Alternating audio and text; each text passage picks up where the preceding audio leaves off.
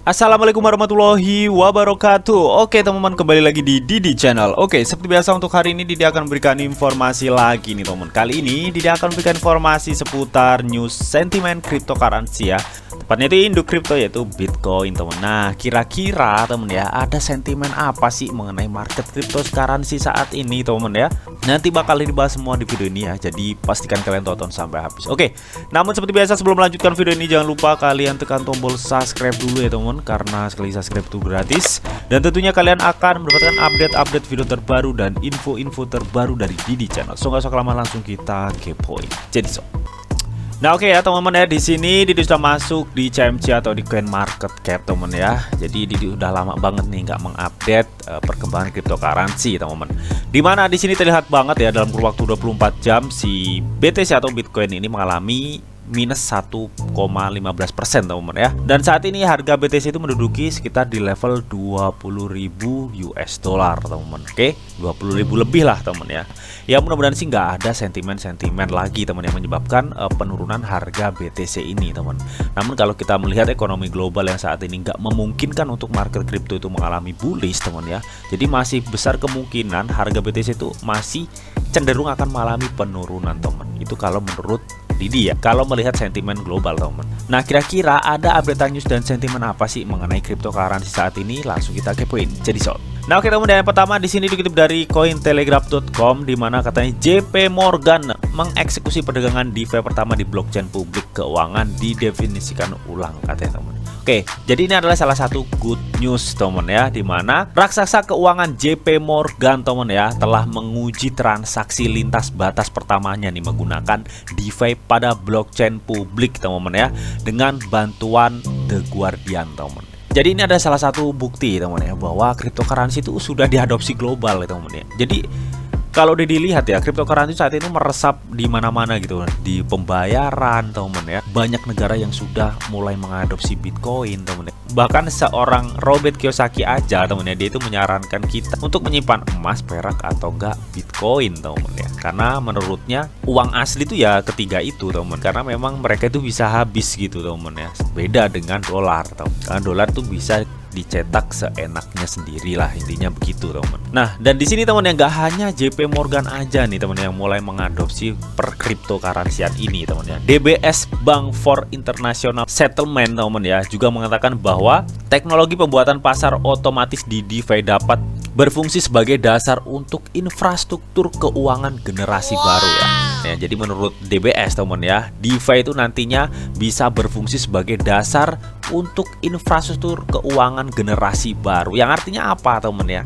Yang artinya memang benar teman ya bahwa cryptocurrency itu telah melahirkan inovasi-inovasi keuangan masa depan ya, seperti salah satunya DeFi atau Decentralized Finance ini teman. Jadi bisa dibilang itu benar ya kata para analis teman ya. Kripto itu sama seperti internet di masa-masa lalu teman ya, dimana masa-masa lalu internet ya, orang itu masih banyak yang menyepelekan gitu teman. Namun akhirnya makin kesini ya, internet itu dipakai dan diadopsi global ya. Jadi dirasa kedepannya cryptocurrency juga sama seperti hal itu teman.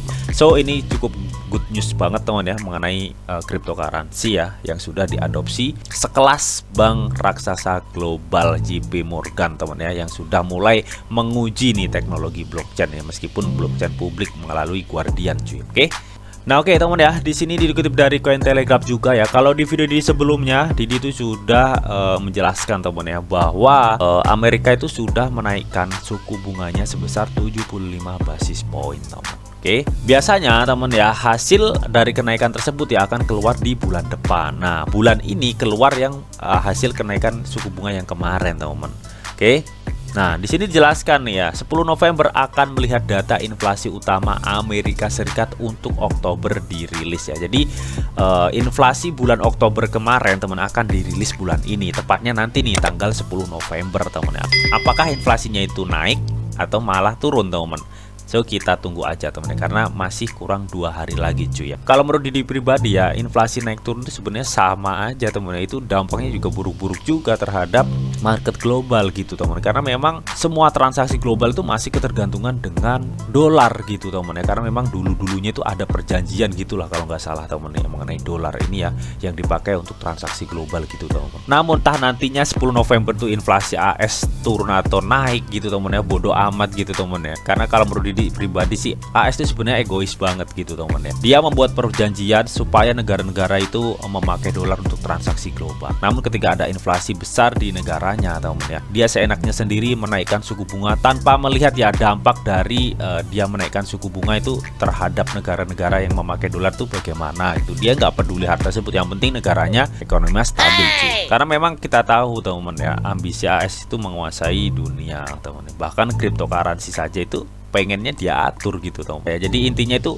di semua bidang atau sektor AS tuh harus jadi pemimpin, istilahnya begitulah teman ya. Itu karakter AS banget itu. Nah di 2023 teman ya, ini Didi juga sempat sedikit khawatir. Karena apa teman ya? Karena ya selain banyak analis yang memperkirakan akan ada resesi besar-besaran teman ya, dan OPEC sendiri juga kemarin ya teman ya, atau organisasi negara-negara penghasil minyak terbesar teman ya, OPEC itu teman, dia itu juga sempat bertengkar dengan AS ya, gara-gara pengurangan produksi minyak ya per 2023. Apa yang terjadi ketika produksi minyak dihentikan ya? Karena minyak itu sumber energi cuy. Kalau energinya udah dihentikan, itu pasti banyak mengganggu di beberapa sektor teman, khususnya industri teman. Dan ketika industri sudah goyang teman ya, otomatis ini juga akan berdampak ke ekonomi keseluruhan teman ya. Jadi di tahun 2023 ini masih banyak bikin ketar-ketir para investor ya, nantinya bagaimana nih ekonomi global, belum lagi sentimen-sentimen lainnya cuy. Oke, so kita tunggu aja ya pada 10 November nanti apakah inflasi AS ini akan naik atau turun gitu teman. Oke. Nah, oke ya, yang berikutnya dikutip dari bitcoin.com, katanya anggota parlemen AS sangat prihatin nih bahwa SEC membuat aturan terlalu cepat tanpa umpan balik yang cukup teman-teman. Ini mengenai cryptocurrency teman. Jadi memang kita ketahui teman ya, selama ini tuh parlemen AS ya dan SEC itu sebenarnya itu selek gitu teman ya, saling nggak cocok ya. Karena apa ya? Jadi semenjak kepemimpinan Gary Gensler teman ya, yang memimpin SEC itu bisa dibilang itu serakah akan kekuasaan ya. Bahkan area yang bukan yurisdiksi dari SEC atau kewenangan dari SEC itu disikat sama SEC cuy.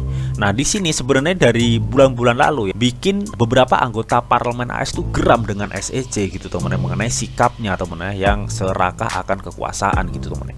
Bahkan cryptocurrency aja saat ini dibikin ribet ya sama si SEC, yang dikatakan hampir semua cryptocurrency itu adalah sekuritas selain Bitcoin dan Ethereum cuy. Makanya sampai saat ini masalah Ripple itu nggak kelar-kelar ya, meskipun kemarin terakhir ya kalau nggak salah itu dibaca bahwa email dari Hitman ya itu sudah diserahkan di persidangan. Namun Didi belum tahu lagi ya kelanjutannya itu bagaimana teman-teman. Mungkin next di video berikutnya ya mungkin akan dibahas yang mengenai Ripple ini teman ya. Nah dilihat dari situ aja teman ya, SEC itu cukup ribet banget ya terhadap cryptocurrency gitu teman ya. Padahal dulunya teman ya, Gary Gensler itu disuruh memimpin SEC ini teman ya, karena memang Gary Gensler tuh backgroundnya itu kripto gitu teman ya. Jadi dia tahu seluk-beluk cryptocurrency. Mungkin maksud AS menjadikan Gary Gensler ini sebagai ketua SEC mungkin supaya karena memang backgroundnya itu cryptocurrency lah teman ya, tahu di bidang seperti itu ya. Mungkin maksudnya AS itu bisa mengatasi hal-hal mengenai cryptocurrency. Namun ternyata ketika sudah jadi, dia malah serakah akan kekuasaan. Bahkan area yang bukan kewenangan atau yurisdiksi dari SEC itu disikat habis sama si SEC. Makanya banyak parlemen AS itu geram dengan ulahnya tau. Nah di sini dijelaskan juga nih, katanya SEC membuat aturan tanpa umpan balik yang cukup. Dimana di sini menurut senator AS yang bernama Tommy RPA ya teman ya, atau perwakilan Patrick Henry RNC ya, dia itu sudah mengirim surat nih kepada di SEC ini ya. Dan di sini Gary Gensler itu meminta informasi mengenai proses pembuatan peraturan badan tersebut. Dan intinya di sini teman ya, anggota parlemen itu memprotes mengenai laporan yang sudah diterbitkan oleh Inspektur Jenderal SEC atau IG teman ya. Dimana di sini teman ya, anggota parlemen itu men-tweet pada hari Jumat ya, katanya saya sangat prihatin dengan laporan IG ya teman ya, atau laporan Inspektur Jenderal SEC ini yang menemukan bahwa SEC itu memberlakukan aturan tanpa umpan balik yang memadai. Jadi artinya itu SEC itu gercep banget kalau membuat aturan teman ya. Namun untuk solusinya itu tidak memadai ya. Jadi kalian bisa ibaratkan orang banyak bikin aturan tapi nggak bisa ngasih solusi, itu gimana sih teman-teman? Karena ngeselin gitu ya teman. Dan di sini juga dijelaskan ya, pada Agustus saja teman ya, SEC itu mengusulkan 26 aturan baru teman ya. Jadi aturan itu lebih banyak ya daripada yang diusulkan pada tahun 2021 cuy, dan lebih banyak juga yang diusulkan pada 5 tahun sebelumnya. Yang artinya di sini semenjak Gary Gensler ini menjabat sebagai ketua SEC teman ya, banyak sekali aturan yang dibuat tanpa dia itu mengimbangi dengan solusi-solusinya gitu. Dan di sini ya menurut anggota parlemen, karena peraturan-peraturan SEC ini teman ya, nantinya banyak sekali investor yang akan dirugikan gitu teman. Kecuali Gary Gensler itu ada solusi teman, namun solusinya katanya tidak memadai menurut anggota parlemen AS ya. Dilihat dari sini saja teman ya, antara anggota parlemen AS dan SEC itu nggak sinkron gitu. Jadi saling tengkar gitu loh teman ya, karena memang serakahnya si ketua SEC ini atau Gary Gensler ya. Lalu apa hubungannya dengan Bitcoin bang? Kita tahu di AS itu salah satu investor terbesar di cryptocurrency teman-teman. Nah kalau misalkan nih peraturan mengenai cryptocurrency-nya aja udah dipersulit gitu teman, lalu bagaimana nasib investor di dalam negeri AS ya, atau di AS teman ya? Otomatis dia untuk berinvestasi juga disulit ya, dibayang-bayangi dengan kerugian gitu men, seperti yang sudah dikatakan oleh salah satu parlemen AS tadi teman ya, dengan banyaknya peraturan yang tidak memadai solusinya, yang itu menyebabkan banyak investor akan merugi, yaitu menurut salah satu anggota parlemen AS tadi teman ya.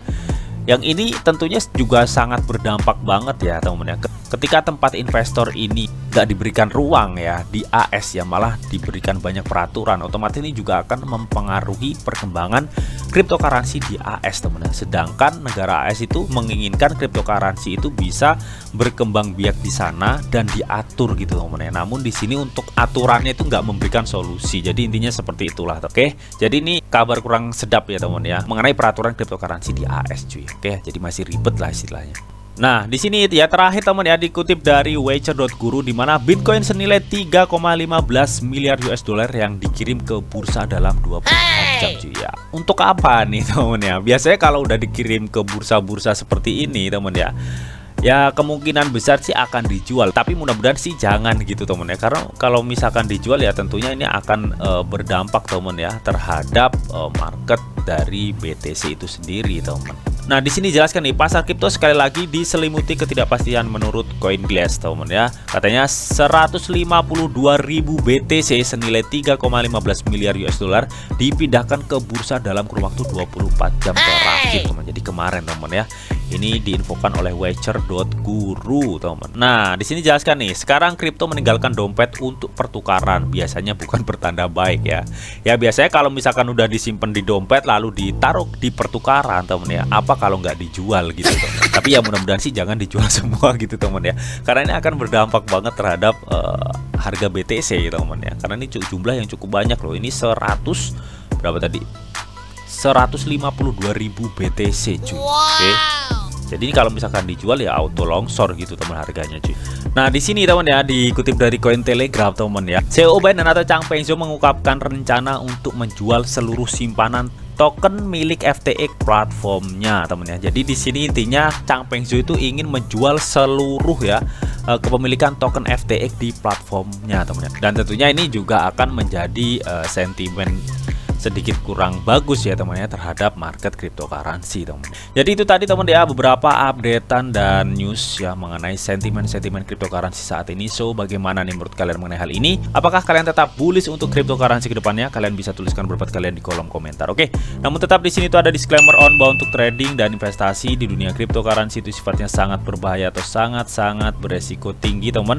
Jadi bijaklah kalian di dalam mengelola atau memanajemen keuangan kalian. Semua keputusan yang kalian ambil adalah tanggung jawab kalian masing-masing. Di sini Didi hanya memberikan informasi yang Didi tahu untuk kalian semua. Oke, mungkin itu aja yang bisa Didi sampaikan di video ini. Semoga bisa bermanfaat. Jika kalian suka video ini, jangan lupa kalian klik like, share, komen, dan di subscribe teman, karena sekali subscribe itu gratis. Dan tentunya kalian akan mendapatkan update-update video terbaru dan info-info terbaru dari Didi Channel. Oke, sampai jumpa.